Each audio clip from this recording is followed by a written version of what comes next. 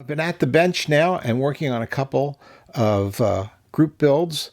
The Rock and Roll on Wheels build that's hosted by Dave over at Woody's Model Car Garage, and also the Frankie Frizzo Appreciation Build that's hosted by Dan at 6T's Rule. Let me show you what's going on.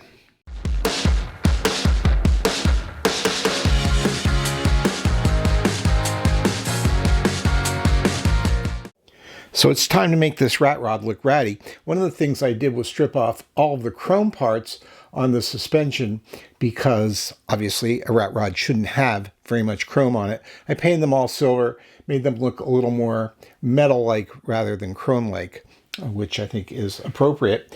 In addition, I painted up the chassis to make it look a little different from the way it looked when it was put together, nice and shiny. I used all of these paints to do that, layer upon layer. And I put them on with these. These are makeup sponges, which my wife very kindly gave me. And you just tear them apart to make a rough edge and a smaller edge if you need it, and then dab them on. And it puts it on very nicely. In addition, I use this little dry brush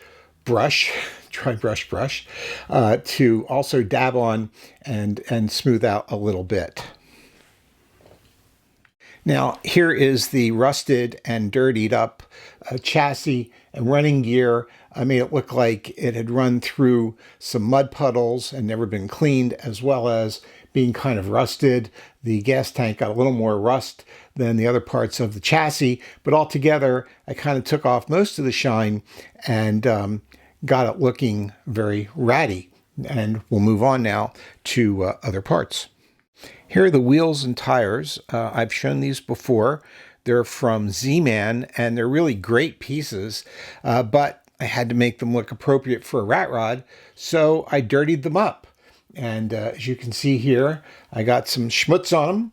I used this. This is the AK Interactive Play Marker. It actually is acrylic paint, and it's a brush, so you can brush it on and you can thin it. It pours right out of the end, but what I did was watered it down a little bit so that it would flow better, and you can see that it went on like the rat rod splashed through a mud hole or something.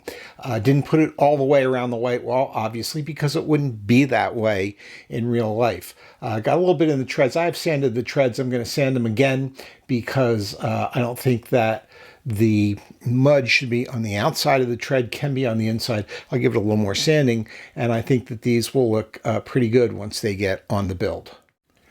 Just to remind you, here's the body, and it does need work still, even though it's a rat rod. Some of these things have to be kind of ground down a little bit and puttied in. Some of this will remain rough because it's a rat rod, but I don't want it to be just over the top.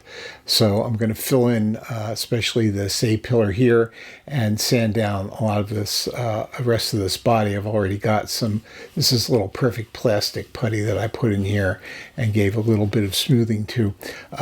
This B-pillar is going to have like a steel bar welded in place here, as if, you know, the guy that built this took a little too much off the top. So I'm going to get to it, and I want to get it done, show it to Frankie.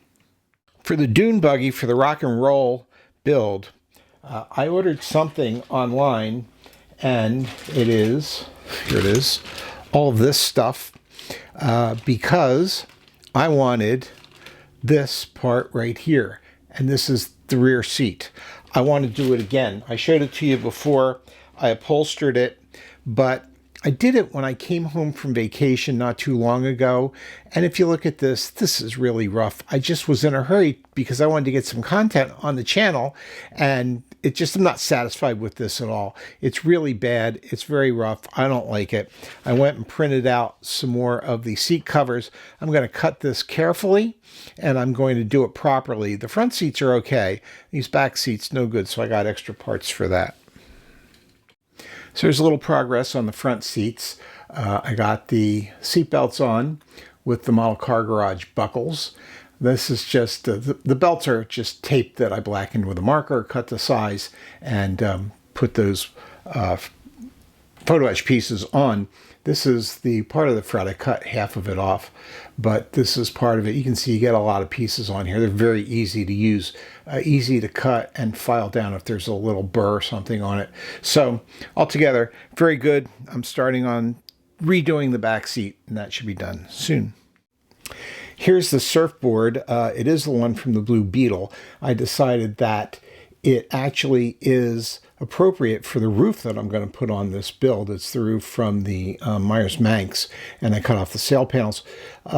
This needs a little bit of touch up. I got to sand a bit and clean it up and just smooth the paint a little bit. I only did the top because you're not going to see it from the bottom. It's just going to sit right on top of the that roof. I got to make some brackets for it. After I polish it out, I think I want to put a little bit of something, not a real shiny clear coat, but something on it to look like surfboard wax, or I suppose I could just put surfboard wax on it. We'll see. Finally, here's the body repainted. I put my hand behind it because it's almost the same color as the mat, right? But it came out okay. This is not the blue that I had initially shown on a prior video. I did start working with that. It was spattering, and I thought, all right, this is the wrong mix. I did a remix. It was still kind of spattering. I don't know if there was an issue with the pigment or whatever. So I got this different color blue. That's a nice medium blue. It's all right. And it went on fine. It's craft paint.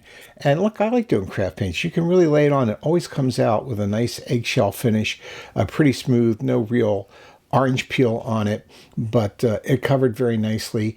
And I will get some clear coat on top of this. I think less of a clear coat this time than I did the first time I painted this. I thought that was a little too much. Again, this could use a little quick shine, or maybe if it works out, future or something, but something that's a little bit less shiny, but still. And I'm only going to do the tops of the fenders and this one side piece, because the rest of this is supposed to be rough anyway.